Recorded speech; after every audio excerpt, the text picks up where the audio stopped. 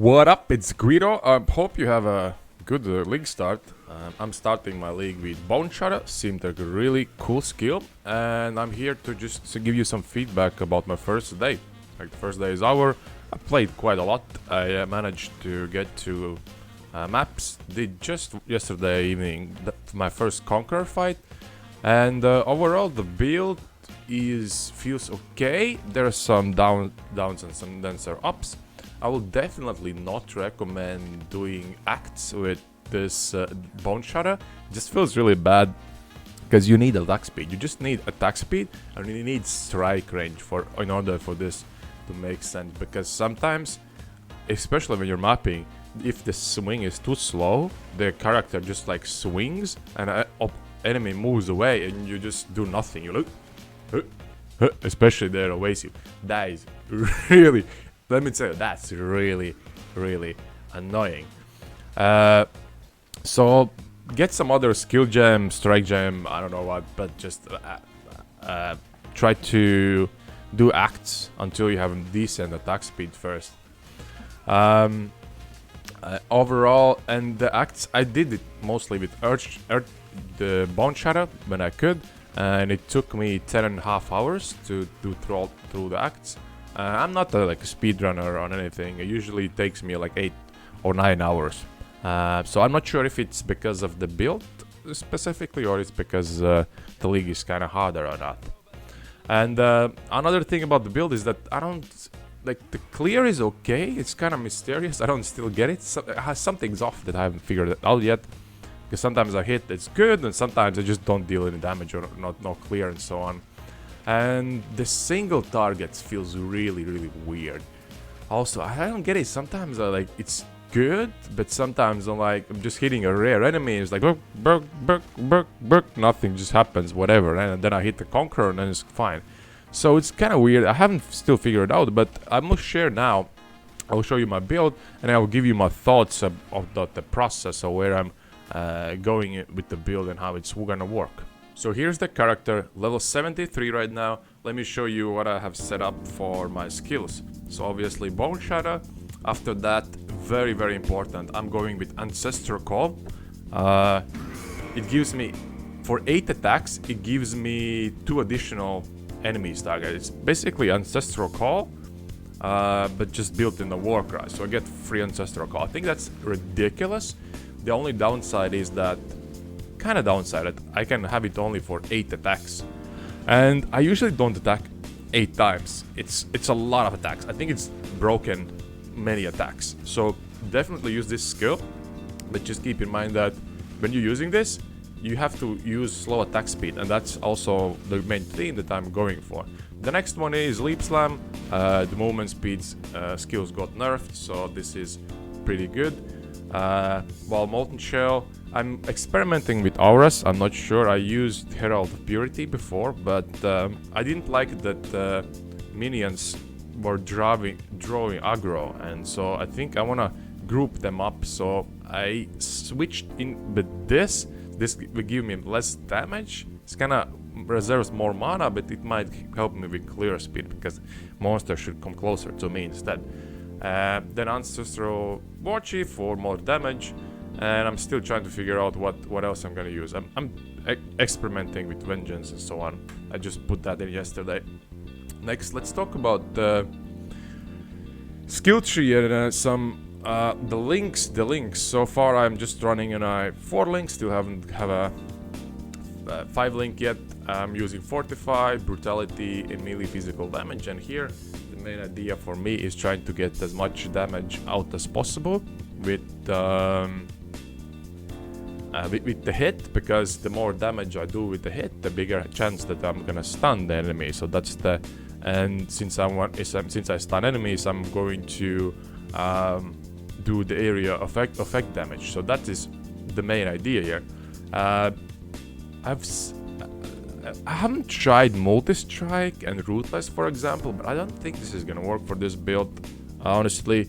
Because that's one of the that is the biggest kind of damage approach. You're gonna put in point of building, those are gonna be the 2 gems that are gonna show up, and that's gonna give kind of the most damage. But Downside is that you probably can't really use Ancestral Call with that, so you're gonna run out of attack speed, and you don't really gonna hit a lot of like hit damage because the multi-strike is attack speed basically, and the other one, the Ruthless, is gonna be every 3 attacks, so it's gonna be kind of clunky, but the boss damage might be fine. I haven't tested it out, but I don't want to go that direction.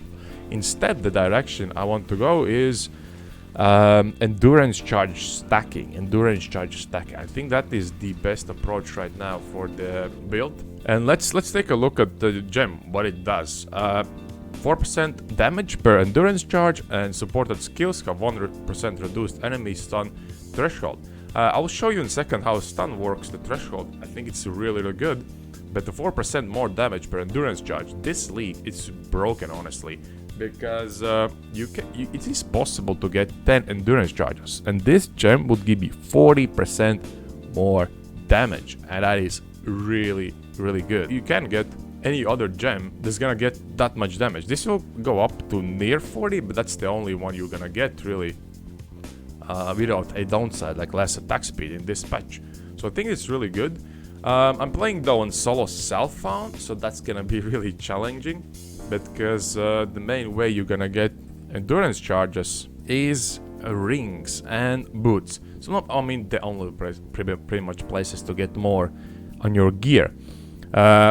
These rings you can get in Trade League fairly easy. They have rare prophecies in order to upgrade them to give the regeneration, which is also really broken and goes well with the build.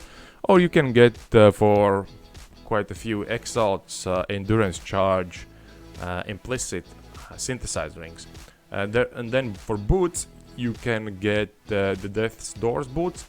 These drop only in labyrinths, so make sure you buy these boots early in the league, because that's when they're gonna be the cheapest. The price goes up really fast after that.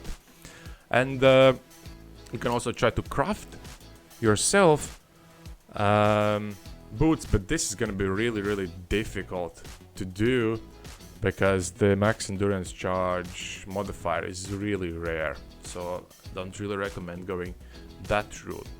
And another good reason to stack the endurance charges is because we take physical damage back from Boneshatter, and that's going to reduce that. And with the Comms Way rings, it's really good that we also get a lot of regen to get that life back. And using the Juggernaut's Ascendancy, it's going to work out perfectly, and we're gonna have a lot of value. We're gonna get a lot of value with these endurance charges. Talking about the skill tree, I think the right weapon to use for this are maces, because maces have a lot of bonuses to stun duration. For example, 10% chance to double stun duration here, increased stun duration against enemies that are on full life. Then we have strike range, which is pretty good. Here we have reduced enemy stun threshold 10%, but I think that's maces are kind of the right approach here. They also have the Karui Maul. It has 45% increased stun duration enemies, and that also works really well. And talking about the stun duration, like how does that work? Because if you take a look at the gem, it says Pulse has 15% increased area of effect per 0.1 stun duration. So how does stun duration work? So if you increase the stun by 30%, like if you have some kind of modifier that gives you 30% increased stun duration, that is going to give you, like you see, around 0.1 seconds of stun, which means 15% increased area of effect. So you need for 15% increased area of effect, you will need 0.3 seconds of increased stun duration. So I'm probably going to switch to endurance charge and melee stun support and start stacking endurance charges once I get a 5 link. That's probably the next link. And the next one, it's kind of iffy. I haven't figured out what's a good approach for the 6th link, but I'm thinking maybe trying to go live life. Low life will be might be the approach here. And also about the tree, I'm using about impale. I don't think impale is good for this build because You really need to hit 4 times, and then the impale effect really comes into account, and then the damage amps up. Instead, I would suggest to using impaler node, so that you can impale enemies when you're mapping. That's quite easily. And I took these 3 nodes, which give me like 30%, so 10% chance, and then 30% chance to impale enemies. So if I hit a boss like 3 times, then I will get 4 stacks. So with 4 points investment, you can get the impale effect running and help you with some of the damage. So I don't think it's worth it, but I don't think it's worth investing a lot more into that. That's it for me. Thank you for watching. Hope you gonna enjoy the build and have a good start. I don't know what to say. I just want to play. I just want to get this video and I want to play because this league is awesome, bro.